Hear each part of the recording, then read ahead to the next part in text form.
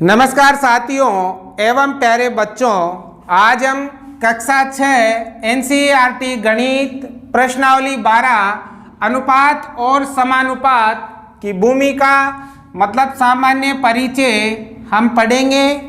आज की ये क्लास आपको बहुत ही ध्यान से समझनी है, क्योंकि बेटा गणित में किसी भी प्रश्नावली के सवालों को हल करने से पहले यदि आपने उस प्रश्नावली की भूमिका अच्छी तरह से समझ ली है तो आप उस प्रश्नावली के सवालों को बहुत ही आसान तरीके से हल कर सकते हो।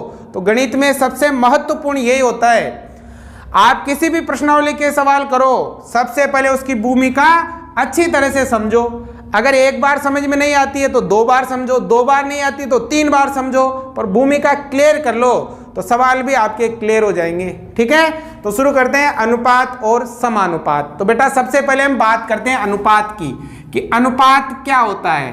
ठीक है, तो देखो बेटा सबसे पहले तो इसकी परिभाषा देखो, दो सजातीय राशियों के मध्य तुलना करना अनुपात कहलाता है। ध्यान से सुनना, दो सजातीय राशियों के मध्य तुलना करना अनुपात कहलाता है। अब ये तुलना किस प्रकार से होती है कि एक राशि दूसरी राशि की कितनी गुणी है, या फिर एक राशि दूसरी राशि से कितनी अधिक है, या एक राशि दूसरी राशि से कितनी कम है। जब हम इस प्रकार से दो सजातीय राशियां, सजातीय मतलब या तो दोनों गणित की या दोनों अंग्रेजी की, ऐसे एक ही जाति की राशियों के मध्य जब हम तुलना करते हैं तो वो क्या कहलाता है, अनुपात कहलाता है। क्या कहलाता है, अनुपात। ठीक है, हम इसको कुछ उदाहरण लेके समझेंगे तो आपको ये पूरा क्लियर हो जाएगा। ठीक है बेटा, अब ये वाला जो चिन्ह आप देख रहे हो, ठीक है, ये चिन्ह होता है अनुपात का। ये चिन्ह किसका होता है बेटा, अनुपात का। ठीक है, अब जैसे मान लो हमारे पास दो राशियां ये दोनों हैं। ठीक है, अब हम इन दोनों के मध्य तुलना करेंगे तो अगर हमें इसे अनुपात में लिखना है तो हम इसको लिखेंगे 2:4। क्या लिखोगे, 2:4। एक चीज और ध्यान रखनी है, ये जो अनुपात है इसको आप भाग में भी लिख सकते हो, बटे में भी लिख सकते हो। कैसे, 2/4। ये ऐसे लिखोगे तब भी ये अनुपात में है और ऐसे लिखोगे तब भी ये अनुपात में है। ठीक है, अब बेटा ऐसे लिखकर हम इसको सरलतम रूप में बदल लेते हैं। सरलतम रूप में कैसे, जैसे ये दोनों कटरी हो तो इसको हम काट लेते हैं, मतलब दोनों में किस संख्या का भाग जाएगा, 2 का भाग चला जाएगा। 2 का भाग 1 बार, 2 का भाग 2 बार, मतलब इसका सरलतम रूप क्या आ गया, 1:2। क्या आ गया बेटा, 1:2। मतलब ये वाली जो राशि है इस राशि की दुगनी है। क्या है, दुगनी। ठीक है, और ये वाली जो राशि है इस राशि की क्या है, आधी है, क्योंकि 1/2 को हम क्या कहते हैं, आधा ही कहते हैं। यदि हम इस प्रकार से दो राशियों के मध्य तुलना करते हैं तो वो क्या कहलाता है, अनुपात कहलाता है। क्या कहलाता है बच्चों, अनुपात। ये वाला चिन्ह किसका है बेटा, अनुपात का। अगर हमें दो राशियों को अनुपात में लिखना है तो ये ऐसे लिखेंगे या फिर ऐसे बटे में लिखेंगे, हंस व हर के रूप में। ठीक है, तो परिभाषा क्या हुई, दो सजातीय राशियों के मध्य तुलना करना क्या कहलाता है, अनुपात कहलाता है। कि एक राशि दूसरी राशि की कितनी गुणी है या कितनी अधिक है, इस प्रकार से। ठीक है, अब जैसे एक उदाहरण और लेके देखते हैं। एक कक्षा में 20 छात्र हैं। एक कक्षा में 20 तो क्या हैं, छात्र, और 40 छात्राएं हैं। 40 क्या है बच्चों, छात्राएं। अब इन दोनों के मध्य आप तुलना कीजिए। ये दो राशियां हैं, एक कक्षा में 20 छात्र और 40 छात्राएं हैं, तो इनके मध्य में तुलना करनी है। तो इसको हम अनुपात में लिखना चाहेंगे तो कैसे लिखेंगे, 20:40। 20:40। या फिर आप इसको बेटा कैसे लिख सकते हो, 20/40। ठीक है, अब देखो इसको सरलतम रूप में बदलेंगे, काटेंगे, 0 से 0 कट गया, 2 का भाग 1 बार और 2 का भाग 2 बार, मतलब क्या रिजल्ट निकल कर आया? 1:2, मतलब 1/2 आ गया। अब ये क्या था? ये तो थे छात्र और अनुपात ये क्या थी बेटा? छात्राएं, ये थी ना। तो देखो यहां पर छात्राएं छात्रों से कितनी है? दुगनी है।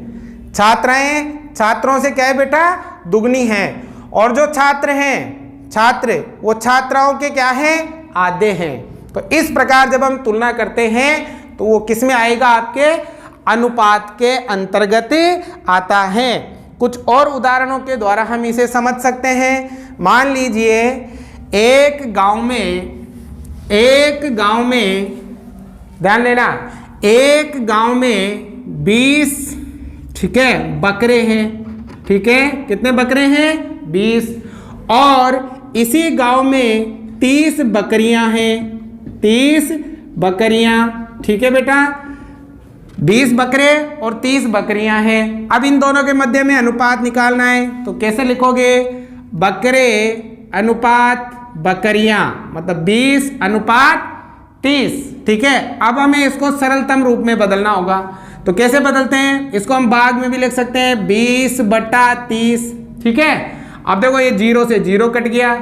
अब इन दोनों में किसी भी समान संख्या का भाग नहीं जाता तो क्या आ गया? 2:3, मतलब यहां आ गया 2:3। ठीक है, तो ये आ जाएगा आपके बकरे और बकरियों का अनुपात। तो इस प्रकार से हम क्या निकालेंगे बच्चों? अनुपात ज्ञात करेंगे। ये वाला चिन्ह आपके अनुपात का है। अब बेटा अनुपात में जो ये राशियां हैं, पहली राशि को हम कहते हैं प्रथम पद। क्या कहते हैं? प्रथम पद। और दूसरी राशि को हम कहते हैं द्वितीय पद। क्या कहते हैं बच्चों? द्वितीय पद। पहले को तो प्रथम पद कहेंगे और दूसरे को क्या कहेंगे? द्वितीय पद कहेंगे। ठीक है, अब एक चीज का और ध्यान रखना है, हम दो राशियों की तुलना तभी कर सकते हैं जब उनकी इकाई समान हो। दो राशियों की तुलना हम तभी कर सकते हैं जब उनकी इकाई क्या हो? समान हो। अगर इकाई समान नहीं है तो पहले हमें इकाई समान करनी पड़ेगी, फिर हम उन राशियों की तुलना करेंगे। कैसे? देखो, जैसे अगर आपको दे दिया 25 सेंटीमीटर तथा 75 सेंटीमीटर में का अनुपात ज्ञात कीजिए। तो देखो बेटा, यहाँ पर इकाई क्या है? सेंटीमीटर, और यहाँ पर भी इकाई क्या है? सेंटीमीटर। अगर इकाई समान है तो आप तुलना कर सकते हो। कैसे? 25:75, क्योंकि इकाई समान है। ठीक है, अब इसको लिख लो भाग में 25/75। अब बताओ दोनों में किसका भाग जाएगा? 25 का पाठ आता है तुम्हें? 25 एकम 25, 25 तिया 75, तो आ गया 1:3। ठीक है, लेकिन अगर इकाई समान नहीं है, जैसे उदाहरण के लिए यहाँ तो है 100 सेंटीमीटर तथा यहाँ आ गया आपके 3 मीटर।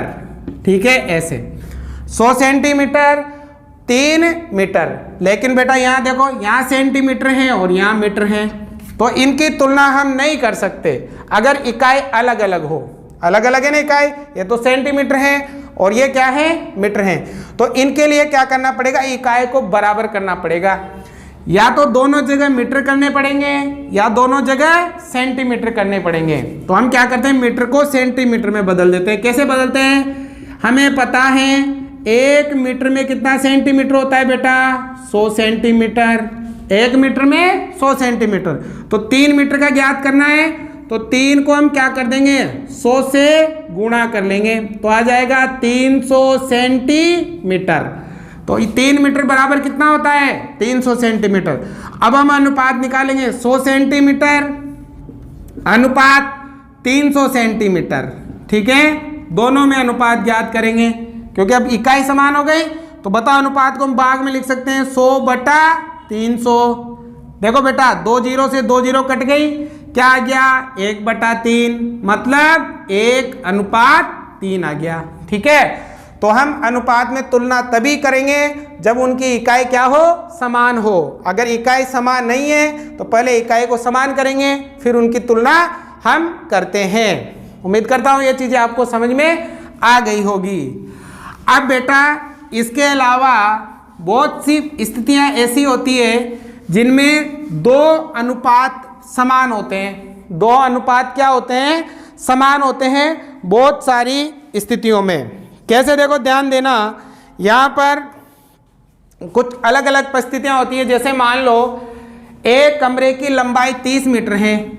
कमरे की लंबाई कितनी है बेटा, 30 मीटर, ठीक है। और कमरे की जो चौड़ाई है, कमरे की चौड़ाई 20 मीटर है, 20 मीटर। एक परिस्थिति तो ये है हमारे पास, ठीक है। दूसरी परिस्थिति है एक कक्षा में 24 लड़कियां हैं। कितनी लड़कियां हैं, 24, ठीक है। तथा इसी कक्षा में 16 लड़के हैं। लड़के कितने हैं, लड़के हैं 16। कितने बच्चों, 16, ठीक है। अब ये देखो, जब हम इनका अनुपात और इनका अनुपात निकालेंगे तो ये अनुपात बराबर होगा। कैसे, जैसे ऊपर का तो 30:20, तो इसको लिखेंगे 30/20। देखो 0 से 0 कट गया तो क्या आ गया, 3:2। अब इसका भी हम ज्ञात करेंगे, 24:16, तो 24/16। बताओ बेटा दोनों में किसका भाग जा रहा है, किसके पहाड़ी में आते हैं दोनों, 8 के में आते हैं। 8 तिया 24, 8 दूनी 16, तो अनुपात आ गया 3:2। देखो यहाँ भी 3:2 और यहाँ भी 3:2। देखो परिस्थितियां तो अलग अलग है। यहाँ कमरे की लंबाई और चौड़ाई है और यहाँ एक कक्षा में लड़कियां और लड़कों की संख्या है, तो परिस्थितियां अलग अलग है, लेकिन दोनों का अनुपात क्या है, बराबर है। ऐसे अनुपात को हम कहते हैं तुल्य अनुपात। क्या कहेंगे बच्चों, तुल्य अनुपात। क्या कहेंगे, तुल्य अनुपात। मतलब ये दोनों क्या हैं, तुल्य हैं, तुल्य अनुपात है, मतलब दोनों बराबर हैं। अब बेटा ये शब्द आपको बताया मैंने, तुल्य अनुपात। अब तुल्य अनुपात आप कैसे ज्ञात करोगे, देखो ध्यान दो। जैसे आप कहा जाए कि 6:4 का तुल्य अनुपात ज्ञात करो। कौन सा अनुपात, तुल्य अनुपात। तो तुल्य अनुपात ज्ञात करने के लिए इसको हम भाग के रूप में लिखेंगे 6/4। तो इसमें हम क्या करते हैं, हंस व हर को समान संख्या से गुणा करते हैं। जैसे मान लो 3 से ऊपर गुणा कर दिया और 3 से नीचे गुणा कर दिया, तो देखो 36 18, 4 3 12। तो बताओ 6:4 का तुल्य अनुपात क्या हो गया, 18:12, ठीक है। या फिर ये जो नंबर है इसमें हम समान संख्या का भाग करते हैं। देखो ऊपर भी हम 2 का भाग करेंगे और नीचे भी हम 2 का भाग करेंगे।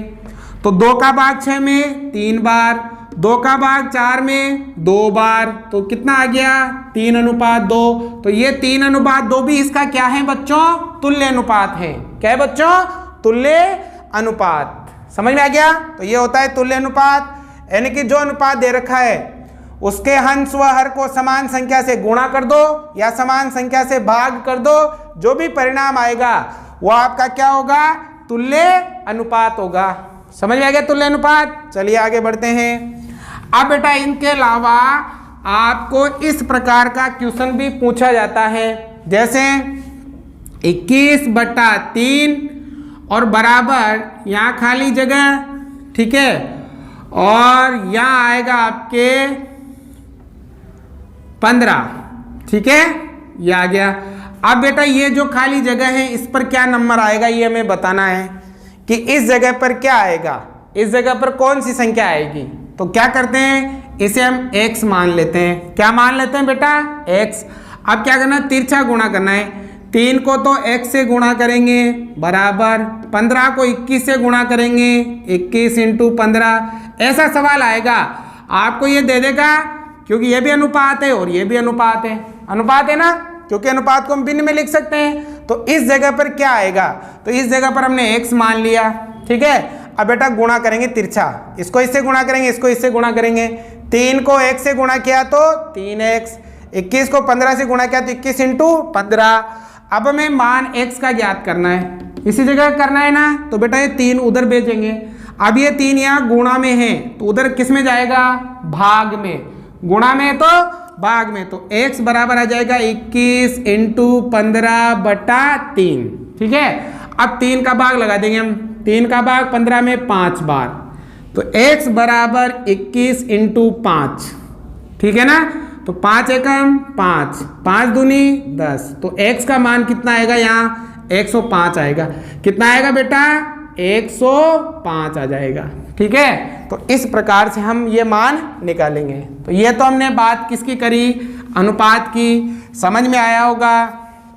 दो सजातीय राशियों के मध्य तुलना करना कि एक राशि दूसरी राशि की कितनी गुणी है, या एक राशि दूसरी राशि से कितनी अधिक है या कितनी कम है, वही क्या कहलाता है, अनुपात कहलाता है। ठीक है, अब हम बात करते हैं समानुपात की। देखो दूसरा पॉइंट है आपके समानुपात। ठीक है बेटा, अब देखो समानुपात, देखो नाम से सम मतलब समान, अनुपात यानी कि 2 अनुपात अगर समान हो तो उन्हें कहते हैं समानुपात। 2 अनुपात कैसे हो बच्चों, समान हो तो उसे हम समानुपात कहते हैं। और समानुपात का चिन्ह होता है ये। ठीक है, उसमें तो 2 बिंदु थे, इसमें इस प्रकार से 4 बिंदु आएंगे। कितने बिंदु आएंगे, 4 बिंदु। अब कैसे, जैसे 2:3। ठीक है, समानुपात में या तो ये चिन्ह लगा सकते हो या फिर ये चिन्ह लगा सकते हो बराबर का, क्योंकि समानुपात का मतलब ही बराबर होता है। 2:3 और यहाँ समानुपात। ठीक है, जैसे समानुपात 4:6। ठीक है, ये दोनों जो अनुपात है ये समानुपात में है। किसमें है, समानुपात, मतलब ये वाला अनुपात और ये वाला अनुपात। अब हम कैसे पता लगाएंगे कि ये समान है, बराबर है दोनों, तो देखो हम इन दोनों का सरल रूप ले लेंगे। देखो इसका तो 2/3 और उसका 4/6। बताओ ये दोनों किसी से कटते हैं क्या, नहीं कटते, मतलब 2:3 ही रह जाएगा। ये दोनों किसी से कटते हैं क्या, हाँ कटते हैं, 2 से, तो 2 से ये 2 बार, 2 से ये 3 बार, तो 2 अनुपात कितना आ गया, 3। देखो इधर भी 2:3 और इधर भी 2:3, दोनों बराबर हैं, इसका मतलब ये दोनों किसमें हैं, समानुपात में हैं। किसमें बेटा, समानुपात में। तो जब 2 अनुपात बराबर हो तो उसे हम क्या कहते हैं, समानुपात कहते हैं। क्या कहते हैं, समानुपात। अब बेटा समानुपात में आपके पास ये जो प्रत्येक नंबर है इनको हम पद कहते हैं। क्या कहते हैं, पद। अब ये दोनों जो है बीच वाले, इनको तो हम कहते हैं मध्य पद। क्या कहते हैं, मध्य पद। और जो ये लास्ट वाले हैं इन्हें हम कहते हैं अंतिम पद। क्या कहते हैं बच्चों, अंतिम पद हम इन्हें कहते हैं। ठीक है, समझ में आ गया समानुपात। जब 2 अनुपात बराबर हो तो उसे हम क्या कहते हैं, समानुपात। समानुपात के लिए या तो ये चिन्ह लगाओ या फिर ये चिन्ह लगाओ। ठीक है, अब बेटा लास्ट पॉइंट बचा है आपके, वो आप ध्यान से समझ लो, एकिक विधि। एकिक विधि, अब देखो एकिक विधि क्या है, पहले हमें करना क्या है, एकिक मतलब एक का मान निकालेंगे और फिर ज्यादा का मान निकालेंगे। कैसे, मान लो 5 पेन 10 रुपए के आते हैं। 5 पेन कितने रुपए के आते हैं, 10 रुपए के। ठीक है बच्चों, 5 पेन 10 रुपए के आते हैं, तो बताओ 15 पेन कितने रुपए के आएंगे, कितने रुपए के आएंगे। 5 पेनों का मूल्य 10 रुपए है, तो 15 पेनों का मूल्य क्या होगा। तो बेटा हमें 15 पेनों का मूल्य ज्ञात करने के लिए पहले 1 पेन का मूल्य निकालना पड़ेगा। किसका, 1 पेन का। तो यहां से हम चूंकि 1 पेन का मूल्य, तो 1 पेन का मूल्य निकालने के लिए क्या करेंगे, 5 का 10 में भाग देंगे। 5 का भाग देंगे तो 5 दूनी 10, 2 रुपये आ गया। कितना रुपये आ गया, 2 रुपये। अब 1 पेन का मूल्य आ गया तो हम 15 पेनों का बता सकते हैं, इसलिए 15 पेन का मूल्य। अब क्या करेंगे, ये जो 1 पेन का मूल्य है उसको 15 से गुणा कर देंगे, तो 15 × 2, 15 दूनी कितना आ गया, 30 रुपये आ गया। कितना आ गया, 30 रुपये। तो देखो अगर ज्यादा से कम का निकालना है, ज्यादा पेन थे और कम पेन का निकाला, तो आपको भाग लगाना है। क्या करना है? भाग लगाना है। और कम पेन से ज्यादा पेनों का निकालना है तो आपको गुणा करना है। क्या करना है? गुणा। तो देखो एक एक विधि यही है। अगर आपको ज्यादा मान दे रखा है तो पहले एक का निकालो, ठीक है, फिर एक का निकाल कर जितना भी आपको दे रखा है ना उसका आप आसानी से निकाल सकते हो। जैसे एक उदाहरण और देखिए बच्चों, तो आपको आसानी से ये सब चीजें समझ में आ जाएगी। जैसे मान लो एक उदाहरण देख रहे हैं, थोड़ा ध्यान लग, ठीक है ना बच्चों। 6 जूस की कैन का मूल्य 210 रुपए है। आपकी किताब का ये 6 जूस कैन का मूल्य, 6 जूस कैन का मूल्य 210 रुपए है, 210 रुपए है, ठीक है बेटा। तो 4 जूस कैन का मूल्य क्या होगा? क्या होगा? ठीक है, 6 जूस की कैन 210 रुपए में आती है, तो 4 जूस की कैन कितने रुपए में आएगी ये बताना है। तो बेटा इसके लिए हमें 4 जूस की कैन का मूल्य ज्ञात करना है। पहले हम 1 जूस की कैन का मूल्य ज्ञात करेंगे, 1 का। अब 1 का कैसे ज्ञात करेंगे? देखो यहां से, चूंकि 1 जूस कैन का मूल्य अब ज्यादा ही है, ज्यादा से कम का निकालना है तो हमें भाग लगाना है। 210 में भाग लगाएंगे किसका? 6 का, ठीक है। भाग लगाओ, 36 18, 3 बच गया, 30 हो गया, 6 पंजो 30, 35 रुपए आ गया। कितना आ गया? भाग लगाना है 35 रुपए आ गया। अब 4 का निकालो, 4 जूस कैन का मूल्य। अब देखो कम से ज्यादा का निकालना है तो गुणा करना है। 35 को किससे गुणा करेंगे? 4 से। 4 पंजो 20, हासिल का 2, 4 × 12 और 2 14, 140 रुपये हो जाएगा। कितना हो जाएगा? 140। तो ज्यादा से कम निकालना है तो भाग देना, और कम से ज्यादा निकालना है तो गुणा करना। यही क्या है? आपके एक विधि है, ठीक है बच्चों। तो आपकी इस प्रश्नावली में जो सामान्य परिचय था, जो बेसिक कंसेप्ट था, वो पूरा होता है। उम्मीद करता हूं आपको ये समझ में आया होगा। यदि समझ में आया है तो आप लाइक कीजिए, चैनल को सब्सक्राइब कीजिए, और इस वीडियो को जो मैं आपको पढ़ा रहा हूं अधिक से अधिक छात्रों तक, अपने अधिक से अधिक मित्रों तक इनको पहुंचाने का प्रयास कीजिएगा। और कोई समझ में नहीं आता है या आप कोई सुझाव देना चाहते हो तो आप कमेंट बॉक्स में लिख सकते हो, उतारिए।